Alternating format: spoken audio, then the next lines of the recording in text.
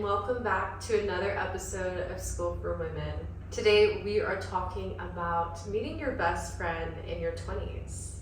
I think it's so beautiful to meet your best friend in your 20s because you really know yourself more compared to when you're younger.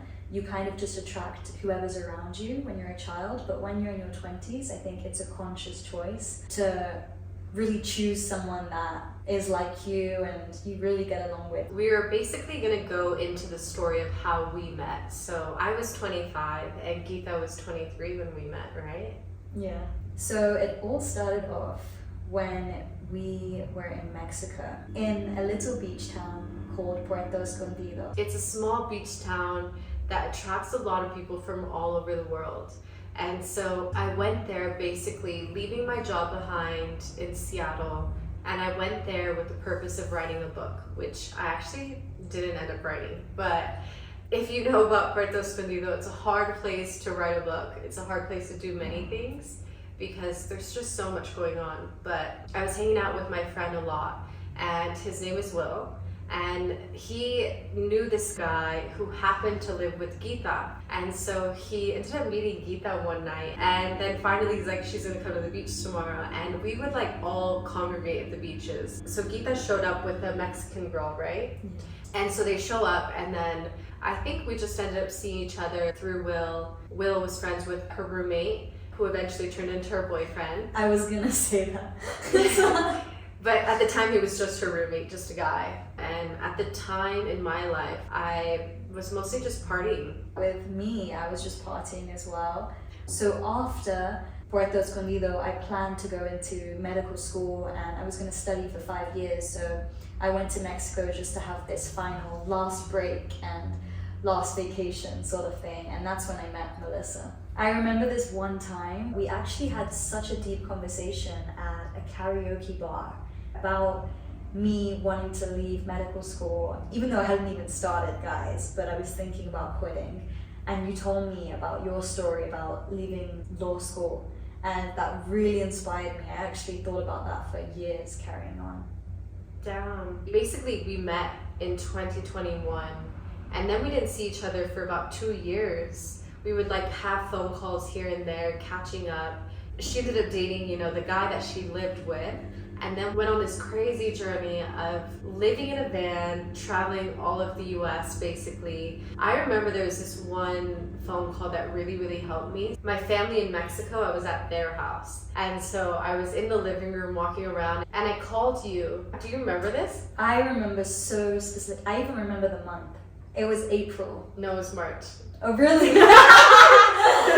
March, April time, okay. Yeah. I remember the exact time. I remember I was in my living room of my mum's house in London when this phone call happened. And it was the first time we had called in maybe 6 months. And it was such a deep phone call. It was straight into deepness. We both expressed what was going on in our lives. I remember I had just come back from the US from traveling with that guy.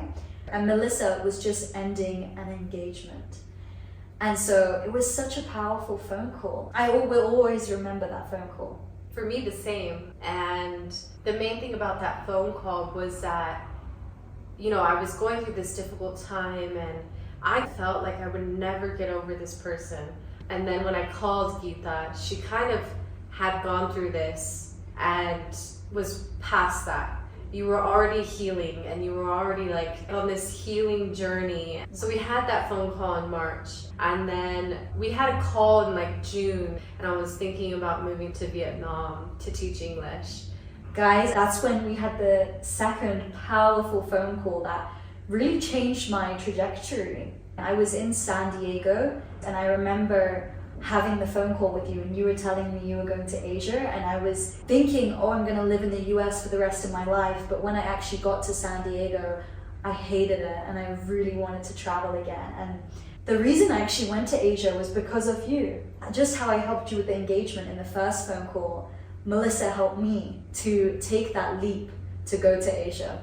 And then when Melissa was in Vietnam, there was this one point I was in Malaysia with one of my friends, and he decided to go to another country to meet a girl that he liked. And I was talking to Melissa on text when I was in Malaysia. And I told her I'm thinking about going back to London because I don't really know what to do anymore. I feel like I've traveled enough. And I remember her texting me back and saying, hey, okay, you can go to London if you want, but if you're gonna go to London, at least see me beforehand. Come to Vietnam. So I remember this. I had just moved to Vietnam. It was October. So Gita was in the country right next to me and is telling me that she wants to go to London.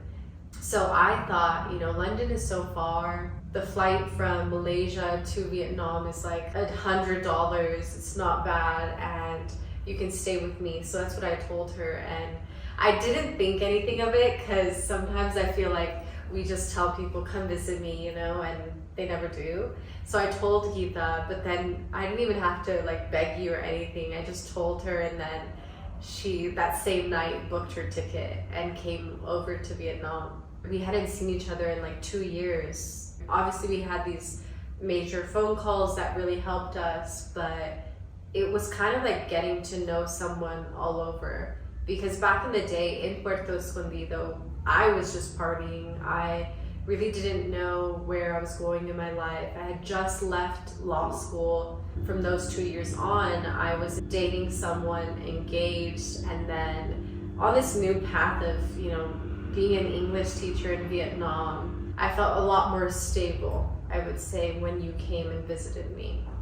I want to know how you were feeling when you were in the taxi. You just landed in Vietnam. When I came to Vietnam, it was a very beautiful experience. I was feeling really excited and present, and I honestly thought I would just be there for a week or two. And I didn't realize what was going to happen after, and it was going to lead to all of this that's happening right in this very moment, Yeah, because we were friends, but obviously we weren't best friends.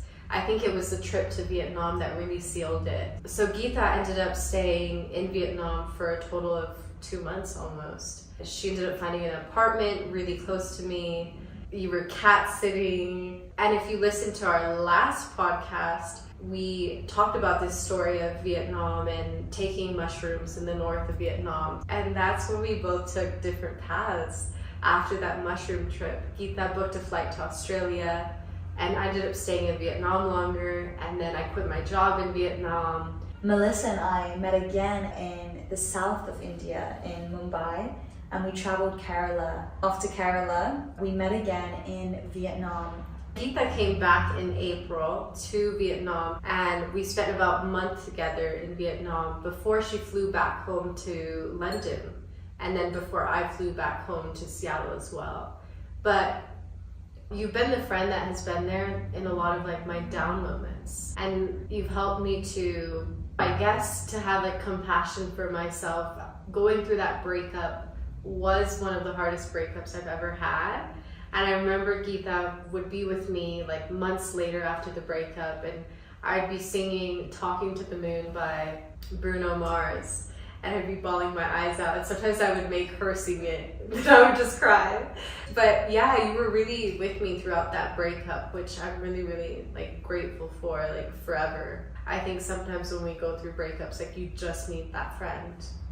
I agree, and especially because we met abroad, I think even more. It's amazing that we shared these different stories in our lives. For example, Melissa went to all these different countries and had all these stories with her, and I had the same, and we could share these together, and I felt so connected. I remember in Vietnam specifically, the first time when we met in Vietnam, we really got to learn about each other's lives and to know that, oh wow, I'm not the only one living this unconventional life and this bizarre life of living in a van and doing all these things, and Melissa living in all these different countries. Yeah, exactly how you felt, how I was there for you through a breakup. Melissa was there for me through a really dark time in my life when I went through a breakup this time last year. It was so nice to have a best friend there. And how do you feel about making a best friend in your 20s compared to making a childhood best friend? Do you feel like there's a difference? Take it away. I think it's incredibly different to make a friend in your childhood and your adulthood, especially where I grew up in the US. Like, I grew up in a very small town, and the friends that I had growing up, most of them I'm not friends with anymore. Maybe you can relate to this, that the friends that we have as children are friends because of location. And I didn't choose where I was born. I was only able to make friends with the people that, were around me. And I'm super grateful for those people. I had great friendships, but I think at some point when you mature, you look for different kinds of friends. Friends that uplift you, friends that inspire you, friends that really push you to do things. And for me especially, like, I've always wanted to start a podcast, for example. It was a dream of mine for like many years, and then finally we were able to come on the same page and start this podcast together. And I think I wouldn't have started it if it weren't for you. For sure, I really agree to that it's a very different experience, I think, with your childhood friends. Like, for example, I'm still really close with my childhood friends, but it's a different connection. It's more of a connection of, oh, we've known each other for so long, let's keep this bond, and it feels like family. However, maybe I wouldn't share as much as I do share with you. And that being because we change so much in our 20s. I think after 18, we really do change ourselves, and we really understand what we like and what we dislike. And so when we do meet our friends in this era of our life, it becomes such a close connection, and we can really start things together. For example, the podcast, and exactly what you said about really uplift each other and push each other to be our highest selves. And maybe that could be because we don't know each other's childhoods very deeply. We weren't there, and so we only see each other for who we are now, and so we can push each other even more. What do you think? Yeah, I agree. I think maybe it helps that we don't know the past self. And I remember you telling me, about your past of having anxiety and social anxiety and all these things, and I don't see you like that at all. I just see you as like, who I see in front of me. And so it is really nice maybe that we didn't see that era of ourselves. We just see who we are. And I don't know if you've noticed this, but one thing I notice about people that live a more conventional lifestyle, working 9 to 5, staying in their hometown, or maybe just moving to a city nearby, those people, I've noticed that they don't really reach out to other people, and they don't try to make new friends. When I moved to Seattle at certain points in my life, after leaving, I left, I came back, I left, I came back, and whatever. And every single time I noticed that most of the people I see, they're still friends with the same people. And they aren't as open to making new friends in their 20s and 30s. And to me, it makes me really sad, because I think it's so beautiful to be able to open yourself up, because you are so different always. Like, I'm not the same person I was a week ago. So it's just, I think it's really beautiful to be able to evolve and to allow yourself to meet new people. And that's the beautiful thing about traveling, is that we're able to really just always meet people. Beautifully said. Yeah, 100%. Same where I'm from in London. A lot of my friends are with the same group of friends, which I think is beautiful that they have that same connection. However, it is so nice to really meet people from different areas in life rather than just from your hometown. We have a very similar mindset in every hometown, so it's so good to meet people from different paths of life. However, I think for people that do stay in their hometown, it is harder to meet other people. Mm-hmm. Yeah, that's a good point. And I think that's the beauty of meeting people later in life, that you're not really meeting people that are so similar, that you're more often meeting people that are different. Like you and I, we're from completely different worlds, different backgrounds. You're Indian, I'm Mexican. And so, we're able to learn so much about each other's cultures. We can visit each other in different countries. And now we're in Bolivia together.